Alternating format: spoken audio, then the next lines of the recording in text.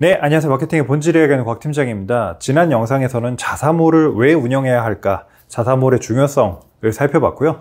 오늘 영상에서는 그럼 어떤 브랜드가 자사몰을 운영하는 게 좋을까에 대한 주제로 준비해봤습니다. 내가 운영하고 있는 사업, 비즈니스가 자사몰이 꼭 필요한지 한번 대입해서 들어보시면 좋을 것 같습니다. 자, 첫 번째로는 자사몰을 운영하면 좋은 브랜드, 제품의 객단가가 비교적 낮은 제품보다도 비교적 중고가의 브랜드인 경우에 좀 유리하다라고 생각이 듭니다. 여러분들 온라인상에서 물건을 구매하실 때 한 번에 고민 없이 클릭해서 구매할 수 있는 가격 저항선이 얼마 정도라고 생각하시나요? 업종마다 물론 다르겠지만 저는 통상적으로 최대 한 30만 원 정도라고 생각이 듭니다. 사실은 우리가 30만 원에서 50만 원이 넘어가게 되면 바로 원클릭으로 이제 구매를 하기보다 그래도 가격이 좀 나가는데 정보도 좀 찾아보고 카페에서 후기도 읽어보고 이런 식으로 충분한 가격에 대한 고민, 구매 결정에 대한 과정을 충분히 가지고서 구매하는 게 일반적입니다. 대표적으로 우리가 자주 사용하는 청소기나 아니면 침대와 같은 제품이 되겠습니다. 사실 이런 제품들은 바로 한 번에 구매를 하기보다 여러 고민의 과정을 거쳐서 구매하는 이른바 탐색 과정을 거치게 되는데요. 이때 자사몰이 바로 중요한 브릿지 역할을 수행을 해줄 수가 있겠습니다. 자, 처음에 이제 웹사이트에 고객이 들어오게 되면요. 일단 이 브랜드가 제대로 된 브랜드인지, 이런 브랜드 정통성이나 아니면 제품의 특장점이 뭔지 상세 페이지를 꼼꼼하게 살펴보게 됩니다. 자, 그런데 이때 고객의 방문 이력을 기반으로 우리가 고객이 가지고 있는 쿠키 또는 앱 같은 경우에는 이제 앱에서 다시 한번 리타게팅 광고가 나갈 수 있는 식별자가 식별이 되게 됩니다. 자, 그렇게 되면 고객이 웹사이트에 이탈한 다음에 경쟁사 사이트도 들어가 보겠죠. 그리고 다른 카페나 블로그, 유튜버가 남긴 후기 같은 것도 보게 될 것입니다. 자, 그런데 일단은 고객이 우리 웹사이트에 방문한 이력이 있다 보니까 다시 한번 그 탐색 과정에서 우리 브랜드가 다시 노출될 그럴 기회를 가져다 주는 게 바로 자사몰의 역할이라고 볼 수 있겠습니다. 자, 네이버 스마트 스토어나 쿠팡도 이미 방문한 고객을 타겟하는 광고가 있긴 합니다. 그런데 네이버 쿠팡은 사실은 워낙 많은 제품들을 보다 보니까 반드시 꼭 우리 제품을 다시 한번 본다는 보장이 좀 낮고요.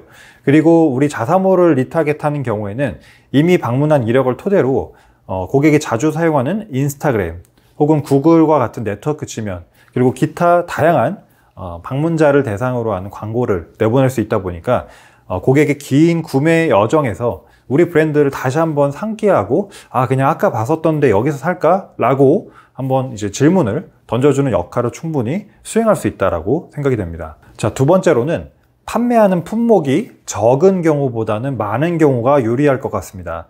판매하는 품목이 많다라는 것은 지속적으로 새로운 제품에 대한 출시 주기가 있다는 것을 의미를 합니다.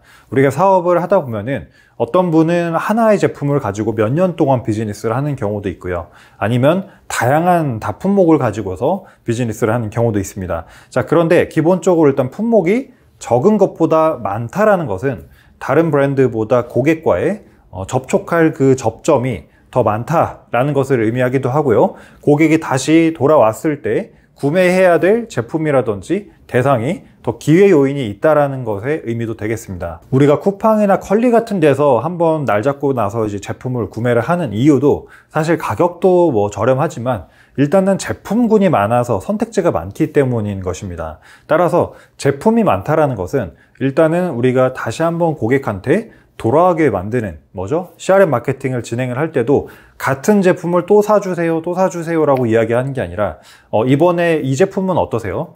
이번에 제품 구매하셨는데 새로 나온 신제품은 어떠세요? 이렇게 새로운 거리를 던져줄 수 있는데 굉장히 유리한 위치를 차지한다는 걸 의미합니다. 그리고 이 부분을 고객 시나리오로서 잘 발굴을 하게 되면은 처음에 A라는 제품을 구매한 고객이 이 다음에 유입돼서 주로 어떤 제품을 구매하는지, 또 B라는 제품을 구매하신 분들은 다음 구매 패턴이나 주기가 어떻게 되는지, 이런 고객 시나리오를 우리가 발굴하고 그에 따른 계획을 수립할 수 있기 때문에 조금 더 고객을 재방문, 재구매시키기에 굉장히 유리한 어떤 접점이 자사몰이 된다고 볼 수 있겠습니다. 자, 세 번째로는 고객의 데이터와 고객의 경험이 곧 자산이 되는 그런 브랜드가 되겠습니다.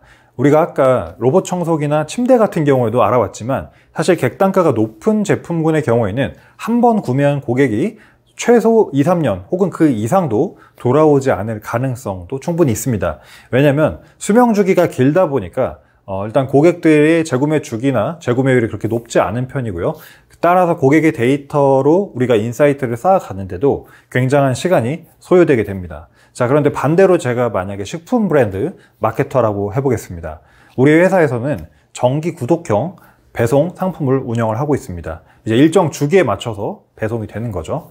자, 우리가 구독형 상품을 운영한다라는 거는 고객의 정기적인 결제 그리고 반복 구매가 일어난다라는 그런 특성을 가지고 있는 것입니다. 반드시 구독형 상품이 아니더라도 재구매 주기가 상대적으로 짧은 식품 아니면 패션 아니면 건강기능식품 이런 업종의 성격이 다 비슷하겠습니다. 자, 우리가 오프라인 매장을 운영을 할 때도 고객이 방문해서 이동하는 동선이라든지 자주 찾는 메뉴를 우리가 식별해낼 수 있듯이 온라인 자사모를 운영하면서도 이렇게 데이터가 바로바로 즉각적으로 이제 쌓이는, 한마디로 고객의 수명 주기가 굉장히 짧고 재방문 재구매가 이제 많은 업종 같은 경우에는 이 데이터를 가지고 우리가 무엇을 보완하고 무엇을 더 계승해야 되는지에 대한 인사이트를 얻을 수가 있다는 거죠. 데이터를 활용하는 방법에는 굉장히 다양한 전략이 있지만 가장 쉽게는 예를 들어서 고객의 재구매율이 가장 높은 제품을 분석을 해서 이 제품 반응이 좋다라고 하면 이 제품의 어떤 맛을 바리에이션하거나 아니면 사이즈를 바리에이션해서 조금 더 세분화된 카테고리 전략을 수립을 할 수가 있고요.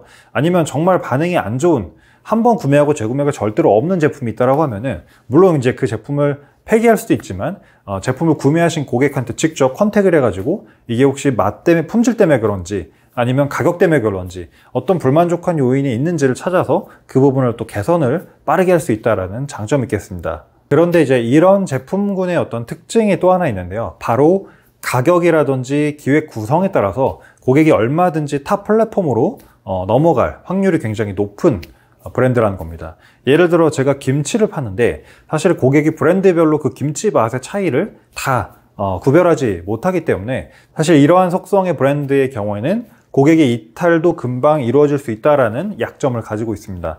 따라서 우리가 자사몰에서 해야 할 것은 이런 제품군을 판매했을 때 고객 후기, 리뷰를 자산화, 콘텐츠화 시키는 것이 굉장히 중요합니다. 사실 요즘에 인스타그램 광고로 보다 보면 이제 브랜드에서 직접 우리 좋아요라고 이야기하는 광고보다 대부분의 경우에 고객의 후기나 고객의 증언 영상을 활용해서 고객의 입으로 좋다라고 하는 자산들을 많이 보실 수가 있을 겁니다.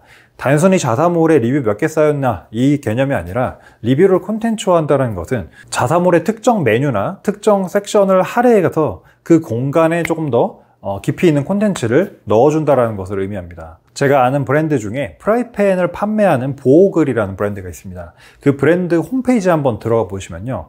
크게 콘텐츠 결이 두 가지 트랙으로 되어 있습니다. 첫 번째로는 이 제품이나 이 브랜드를 구매하시는 고객이 왜 이 제품을 선택했고 실제로 내가 사용하면서 어떤 부분에서 만족을 했는지에 대한 콘텐츠가 있고요.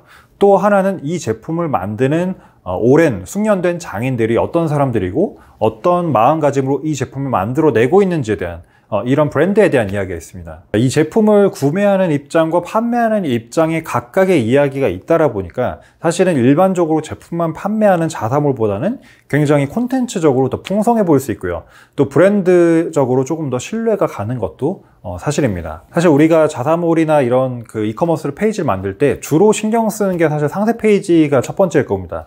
자, 근데 상세 페이지는 이제 너도 나도 다 열심히 만들고 있고요. 그렇기 때문에 그런 부분보다는 자사몰 안에서 우리가 고객한테 전달해줘야 될 포인트는 바로 우리 유저 그리고 우리 브랜드에 대한 조금 더 콘텐츠적인 거를 강화할 수 있다는 게 마지막 자사몰의 장점이 되겠습니다. 또 아까 제가 품목이 많은 브랜드가 자사몰을 하는 것이 유리하다고 말씀드렸는데 이렇게 콘텐츠가 계속해서 풍부하게 준비가 되는 경우에는 비교적 품목이 적은 브랜드들도 조금 허전하지 않게 사실은 운영할 수 있다는 게 또 하나의 장점이 아닐까 싶습니다. 자, 이렇게도 너무나도 좋은 장점이 많은 자사몰인데 사실은 장점만 있는 것은 아닙니다. 자사몰을 운영하시기 전에 꼭 기억하셔야 될 포인트 3가지도 간단하게 설명을 드리겠습니다. 자, 첫 번째로는 자사몰은 네이버와 쿠팡과 성격이 달라서 모든 트래픽을 스스로 외부에서 조달해 와야 하는 그런 특징이 있습니다.